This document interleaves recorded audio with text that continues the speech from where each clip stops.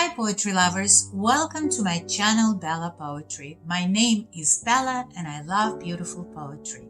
In this segment we will talk about the life and the poetry of another famous female poet of the 19th century, Frances Watkins Harper. She was an African-American poet who was born on September 24th, 1825 in Baltimore, Maryland, into a free black community. Her parents were free, but in 1828, her parents passed away. We don't know why. Not a lot is known about her very early childhood. So when she was 3 years old, she was adopted by her maternal uncle and aunt, Henrietta and William Watkins, Reverend William Watkins, who was an abolitionist, an educator, and minister, and they adopted Frances and gave her their last name. The couple already had 8 children.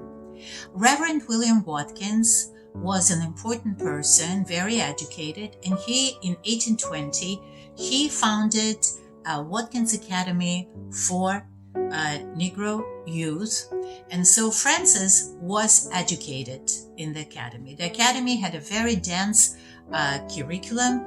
They taught history, math, literature, Greek, Latin, music, rhetoric, philosophy, and obviously Frances Harper, received a wonderful education. But Reverend William Watkins expected his children to work and earn a living when they turned 13. And so at the age of 13, Frances left the school, the academy, and she went to work for a white family as a nursemaid and seamstress. This family owned a bookstore, which was wonderful for Frances. She loved to read, so she spent her spare time reading and writing. When she turned 20 years old in 1845, she published her first book of poetry called Forest Leaves.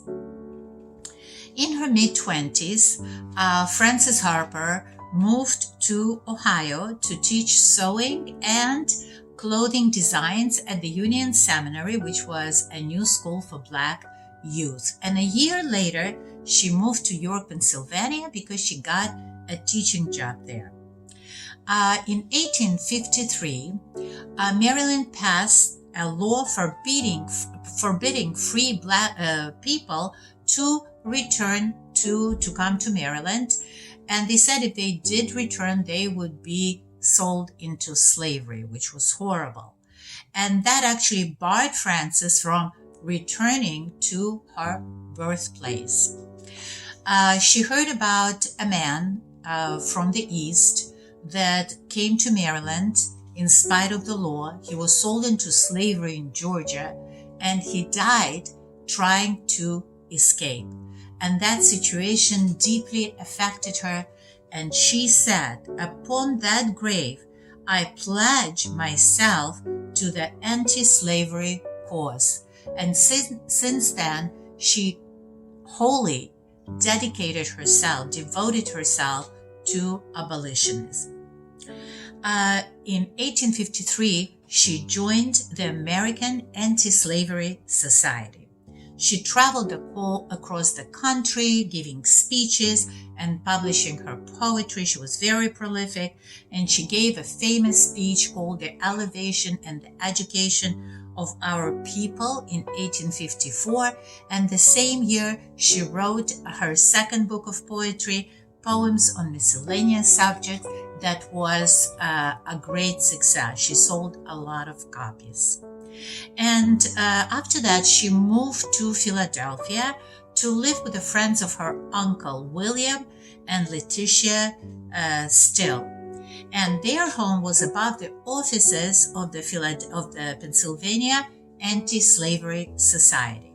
William Still was a station master at the Underground Railroad, and Frances Harper, inspired by his work with the fugitives, turned to writing poetry for abolitionists, papers like Frederick Douglass paper and William Lloyd Garrison magazine, The Liberator.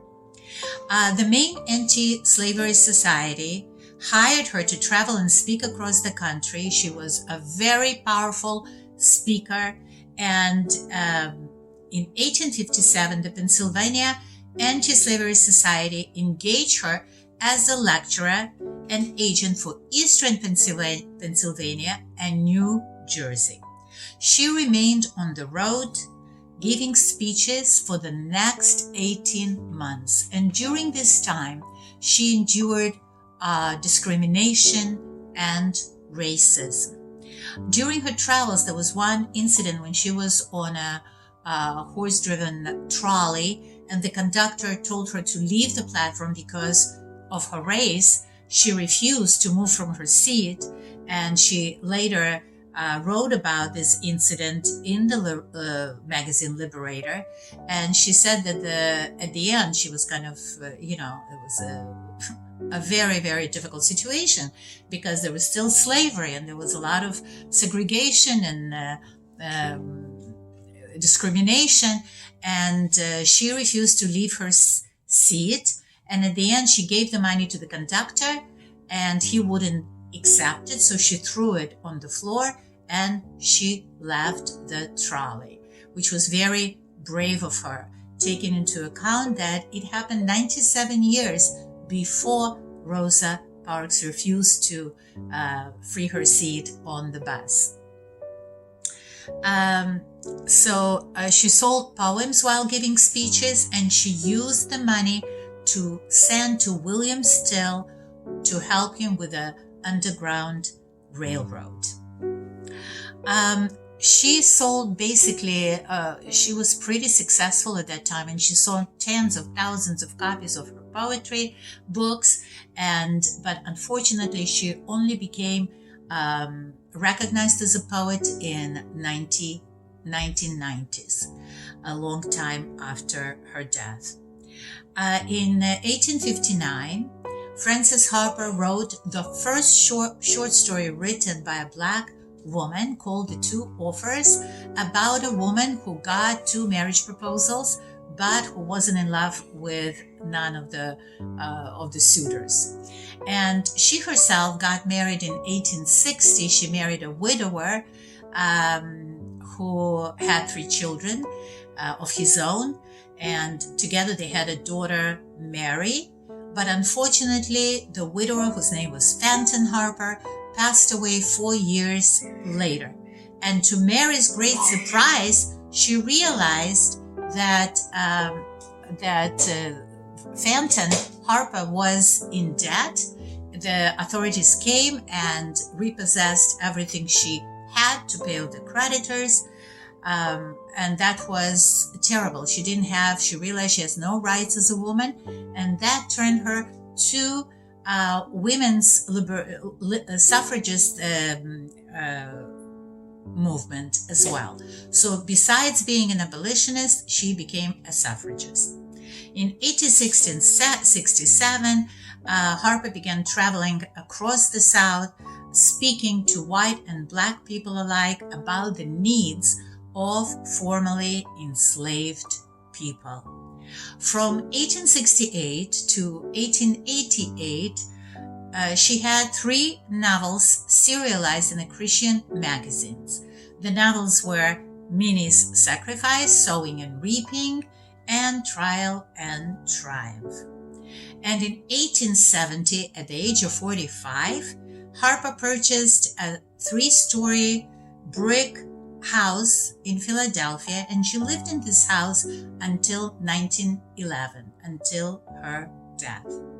In 1887, she gave her famous speech, "We're All Bound Together," at the National Women's Rights Convention in New York City. Now, this was a kind of difficult convention for Frances Harper.